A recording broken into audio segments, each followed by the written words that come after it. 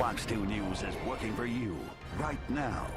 People ask us all the time, why don't we hear any good news about Detroit? For the next 30 minutes, you will. Yes, we realize Detroit has its problems, but there are good things happening right now in that city that you should know.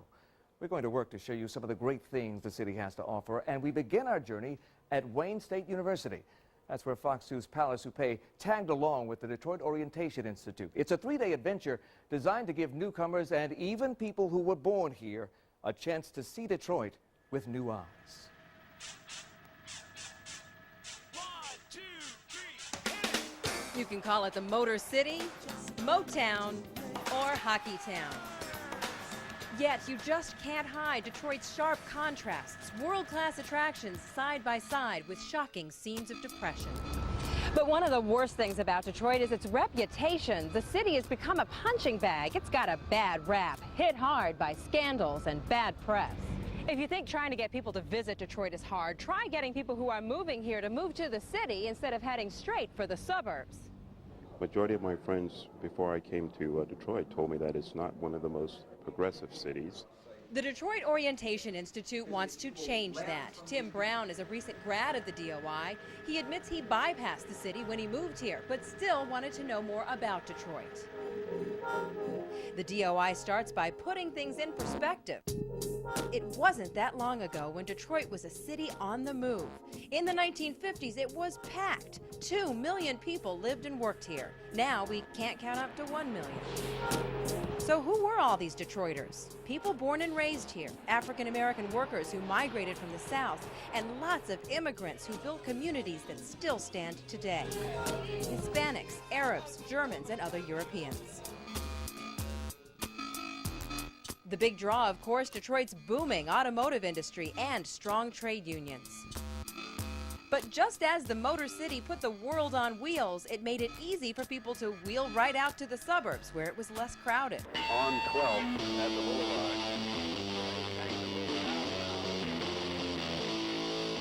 In the 1960s, racial tensions came to a head.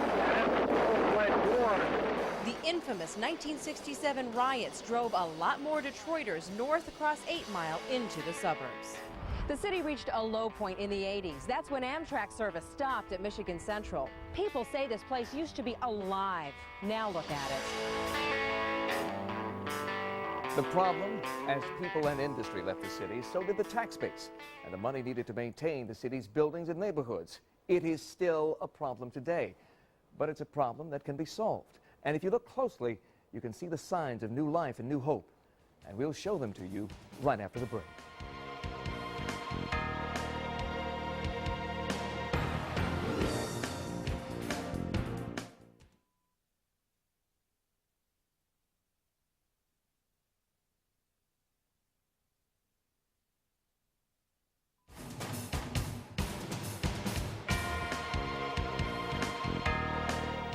If you've been to Foxtown, Greektown, downtown, then you know there are a lot of great things happening in our city right now. Palace Soupe continues her tour. Many people who come here for the first time wonder why they don't see crowds of people on the streets of the Central Business District. The Detroit Orientation Institute takes you on bus tours of the city. Not only can you see the side-by-side stadiums and theaters, you also get an eyeful of the new condos down the street. But what really grabs you is the Brush Park area, where they're tearing down buildings beyond repair and saving what they can. The Detroit Opera House was completely revamped in the 1990s, bringing international stars back to Detroit for the first time in decades. We opened with Pavarotti and Dame Joan Sutherland and a number of other international luminaries. And it turns out what's good for the arts is good for the city.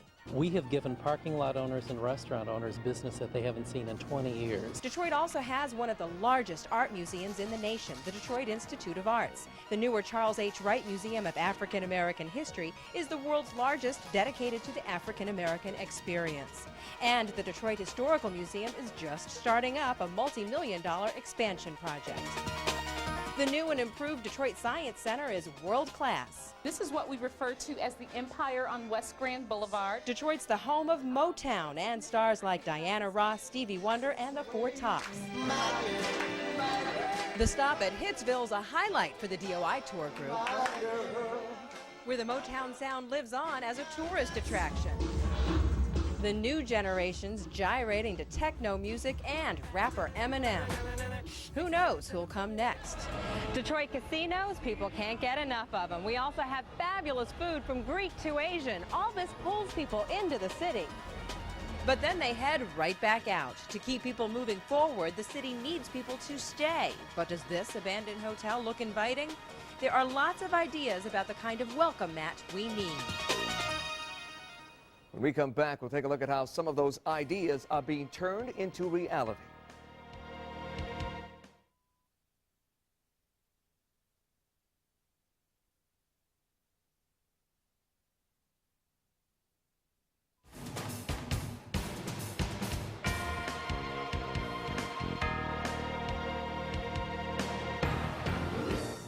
The Detroit Orientation Institute gives us a glimpse of the progress you can see.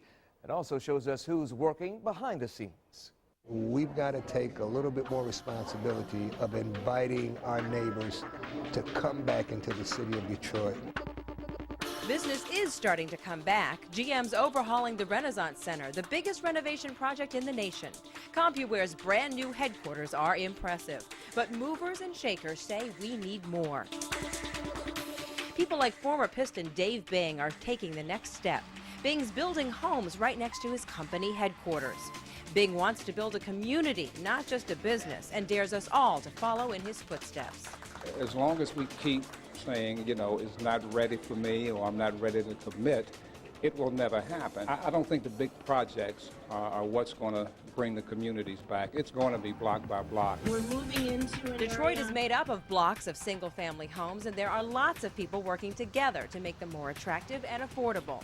Take USnap Back. It developed the East Side's Morningside Commons. You can buy one for just a couple $1,000 down payment. What you see on the east side is happening on the northwest side, it's happening in southwest Detroit, it's happening in the central city. Developers are also preserving the past, taking chances in what were once unlikely locations, like renovating these old warehouses into trendy river-placed lofts overlooking the water. What about big empty spaces like these in the city? Why aren't more people buying and building on them? Here's the problem. This land is divided into different lots owned by different people. That makes it tough to track down and clear the titles so developers can build on them. One answer: Putting business-friendly agencies and departments in place that cater to the business developer, the commercial developer, the investor who wants to be in the city of Detroit. While Detroit has several groups working on one-stop shopping for new development, red tape and bureaucracy still get in the way. The Detroit Orientation Institute doesn't turn a blind eye to the problems. It challenges us to find solutions and introduces us to people committed to doing just that. Detroit schools, some are failing, but others succeed. Take the Catherine B. White Elementary School, winner of national awards. The staff here has a can-do attitude, committed to developing the whole child. That's very good. Cass Tech is another achiever, and now it's getting bigger and better. And Performing Arts High School students are about to take a big step forward when their new school opens on Woodward. Education leaders say there can be more success stories like these. This is a national issue, and there are strategies that have been proven to work around the country. What about crime? People still think Detroit's crime-ridden, but crime rates are down over the past decade. Still, some insurance companies do something called redlining, charging city residents sky-high premiums. Imagine paying more for monthly car insurance than for your car loan. When it comes to race relations, we have a mixing bowl of different cultures, but we're still segregated. Then there's the problem of public transportation. Detroiters say the people mover and bus system just don't cut it. And though there are plans to improve it, so far they're just paper dreams. So what will it take to make Detroit that shining city on the river again? Now, some people say they know the secret, and we'll share it with you when we come back.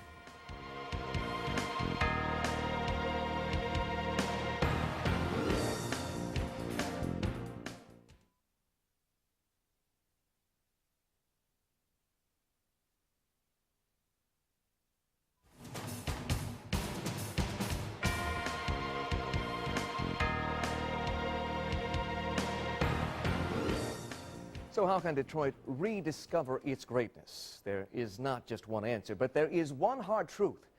It's up to all of us to make it happen. The Motor City built its 20th century success on the car industry. It may pay to stick with that strength.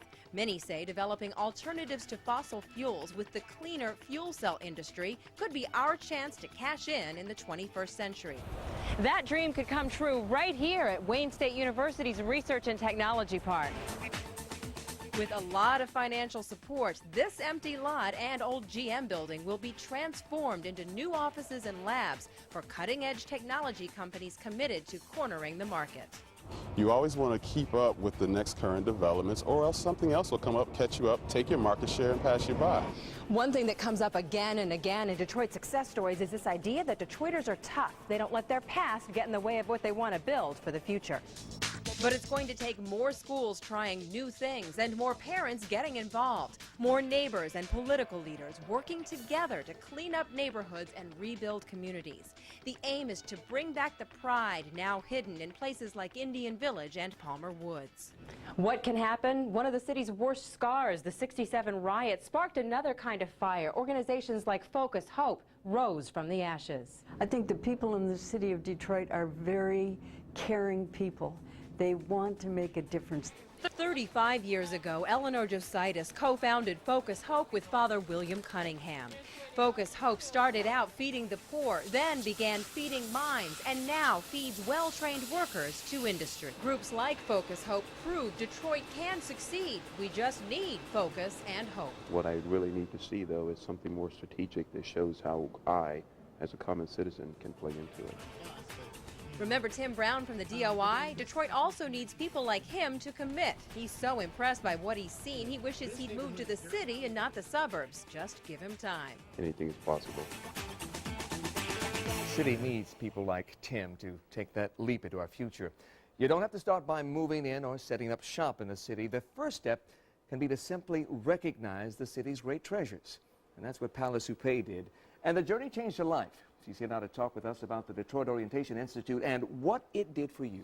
Well, Huell, you know, I've lived here several years, and I've seen so much change during that time. The DOI kind of connected the dots for me, explained how it all is happening, and answered some of the questions that I had, like why are those empty lots not yet developed? We seem to look to the mayor or the city council, but you don't talk much about politics here.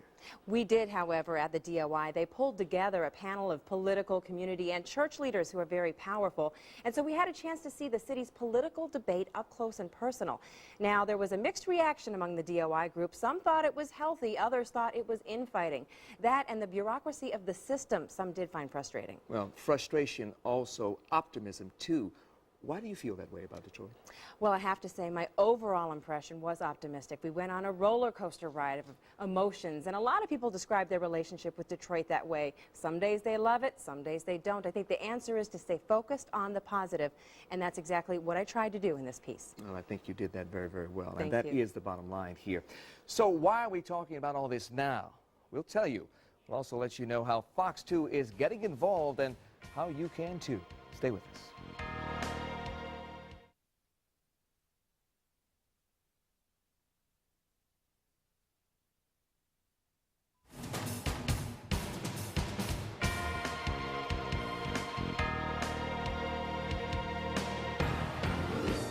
FOX2 is going to work for you, taking a look at why it's such a great time in Detroit. Ford celebrated its 100th anniversary last weekend, and next weekend, it's the Walk to Freedom to commemorate Martin Luther King Jr.'s first I Have a Dream speech. You could be part of that. We talked with Reverend Wendell Anthony, Detroit's NAACP president, about next weekend's event. We invite all people, black, white, brown, red, and yellow. Everybody can get a piece of Dr. King. Everybody can grab the dream. Everybody can have a plan and make the plan work to uplift all of humankind. That's what Dr. King was about. That's what the march is all about. And that is what this special is all about, inviting us all to be a part of Detroit's new beginning. You can start by joining the Walk to Freedom down Woodward Avenue, June 28th at 10 a.m. The walk begins at Woodward and Forest and ends at Hart Plaza. Just call 313-871-2087 for more information. Or you can sign up for the Detroit Orientation Institute. It's part of Wayne State's College of Urban, Labor, and Metropolitan Affairs, otherwise known as COLMA. Just call 313-577-0171.